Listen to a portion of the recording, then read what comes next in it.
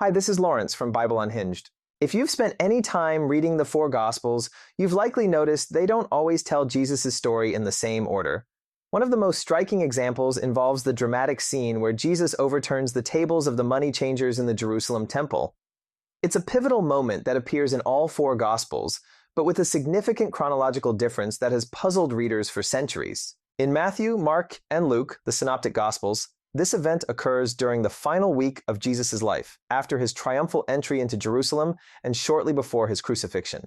But when we turn to John's Gospel, we find the temple cleansing in chapter 2, at the very beginning of Jesus' public ministry, right after the wedding at Cana, where he turned water into wine.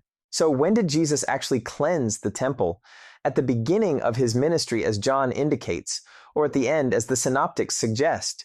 This chronological contradiction has generated numerous explanations throughout church history. The most straightforward harmonizing approach, dating back to early church fathers like Augustine, proposes that Jesus cleansed the temple twice, once at the beginning of his ministry and again at the end. This view suggests both accounts are historically accurate, but refer to separate events. Proponents of the two cleansings theory point to several supporting factors. First, if Jesus' ministry spanned 3 years, as John suggests, corruption in the temple marketplace would likely have returned after an initial cleansing, necessitating a second intervention years later. Second, the accounts contain different details. John mentions a whip of cords and cattle being driven out, elements absent from the synoptic accounts. Third, Jesus' statements differ between accounts. In John, he says, "Stop turning my Father's house into a market," while in the Synoptics, he quotes Isaiah and Jeremiah about the temple becoming a den of robbers. However, many scholars find the two cleansings theory unconvincing. Such a provocative action would likely have resulted in Jesus' immediate arrest if he had done it early in his ministry when he had less public support. Also, none of the Gospels hint that this was a repeated action, which seems significant if it happened twice. A second approach acknowledges that John has deliberately placed the temple cleansing at the beginning of Jesus' ministry for theological rather than strictly chronological reasons. Unlike the Synoptics, John's Gospel organizes material thematically, arranging events to emphasize theological points rather than providing a strict timeline.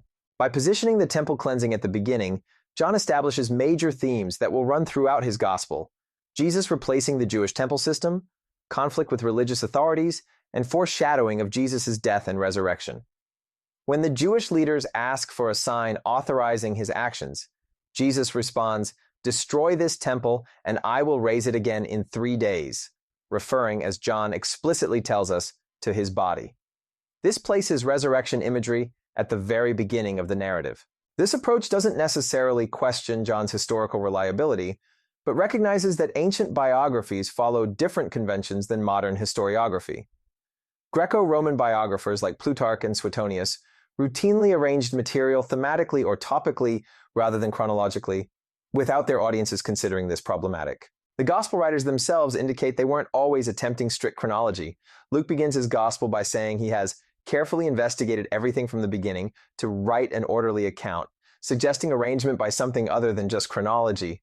John explicitly states he has selected and arranged his material that you may believe that Jesus is the Messiah, John 20:31, indicating theological purpose guides his organization. A third perspective focuses on the different theological emphases of the Gospels. In the Synoptics, the temple cleansing functions as the tipping point that leads directly to Jesus' arrest and execution. It's the provocative public action that finally pushes the religious authorities to take decisive action against him. In John's Gospel, with its unique structure organized around 7 signs, the temple cleansing serves as an early demonstration of Jesus' authority and identity. It introduces the theme of Jesus as the replacement for the temple, which continues through later discourses where Jesus presents himself as the true source of living water, bread of life, and light of the world, all symbolism connected to temple worship.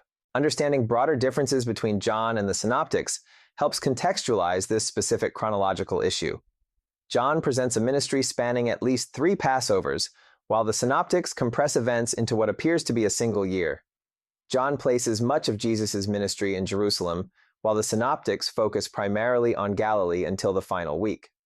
John includes long discourses absent from the other Gospels, while omitting parables that feature prominently in the Synoptics. These substantial differences suggest the Gospel writers were selecting and arranging material to serve their unique theological emphases rather than attempting comprehensive chronological biographies. They were writing good news, the literal meaning of gospel, not modern historical documentation.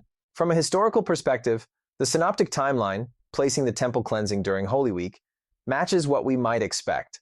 Such a provocative challenge to temple authorities would likely trigger immediate action from both religious leaders and Roman authorities, especially during Passover when Jerusalem was filled with pilgrims and tensions ran high. It makes narrative sense as the catalyst leading to Jesus' arrest. However, John's Gospel contains many precise chronological and geographical details that suggest its author had access to accurate historical information. Some scholars have proposed that John might preserve an earlier temple action that the synoptics omit, while condensing the final week events that the synoptics expand. Another possibility is that the temple cleansing wasn't a single discrete event, but a repeated pattern of confrontation. Jesus likely visited Jerusalem multiple times during his ministry, and his criticism of corruption in the temple system was a consistent theme. What the Gospels present as a single dramatic moment might represent a condensed literary portrayal of ongoing conflict. The 4th century historian Eusebius suggested that John intentionally wrote to supplement the synoptic accounts, filling in material they had omitted. This might explain why John's Gospel differs so significantly in both content and structure from the others. Modern biblical scholarship has largely moved beyond viewing the Gospels primarily as direct historical chronicles to understanding them as theological interpretations of Jesus' life and significance. This doesn't mean they lack historical value, but recognizes they blend historical memory with theological reflection in ways that ancient audiences would have understood. The Dead Sea Scrolls and other ancient Jewish texts reveal that multiple versions of the same events often circulated without causing concern. Perhaps the Gospel writers felt free to arrange material according to their theological purposes, precisely because their communities didn't expect strict chronological reporting as we might today. It's worth noting that even in the temple cleansing accounts themselves, the Gospel writers emphasize different aspects of the event. Mark highlights Jesus preventing people from carrying merchandise through the temple courts. Matthew adds the healing of the blind and lame immediately afterward. Luke abbreviates the account but emphasizes Jesus' daily teaching in the temple that followed. John alone mentions the whip and the animals, while including the dialogue about destroying and razing the temple. These variations suggest the evangelists felt free to shape the material to serve their unique portraits of Jesus and address the needs of their particular audiences. This doesn't mean they invented events, but they clearly felt freedom to select, arrange, and emphasize different aspects of Jesus' life and teaching. For those troubled by these chronological differences, it helps to consider how ancient biographical writing differed from modern historical expectations. Ancient biographers routinely compressed timelines, arranged material topically, and emphasized character and moral example over precise historical sequence, all while still being considered reliable by ancient standards. Biblical scholar N.T. Wright suggests that the Gospels are best understood as theological biographies, faithful accounts of Jesus' life shaped by the theological understanding that emerged from the resurrection. From this perspective, chronological variations reflect different theological emphases rather than historical contradiction. Catholic biblical scholar Raymond Brown proposed that while the evangelists preserved authentic traditions about Jesus, they were not simply reporters but theologians who interpreted what Jesus had done. Their goal was proclamation of Jesus' significance for faith communities, not merely chronological reporting. Consider how we tell stories today. If you've had a meaningful relationship with someone, you might share anecdotes about them in different orders depending on your purpose. Chronologically, if narrating how your relationship developed, or thematically, if illustrating aspects of their character. Neither approach is untrue, just differently organized for different purposes. So what should we make of this temple cleansing timeline discrepancy?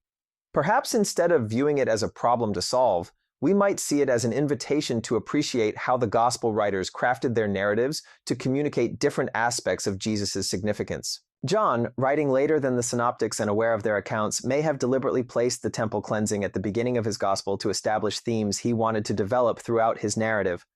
Or perhaps he preserved a tradition of an earlier temple action that the others omitted. Either way, the core truth that Jesus dramatically challenged the temple system remains consistent across all accounts. What do you think? Do you find the two cleansings theory persuasive? Are you comfortable with the idea that gospel writers might have arranged events non-chronologically for theological purposes?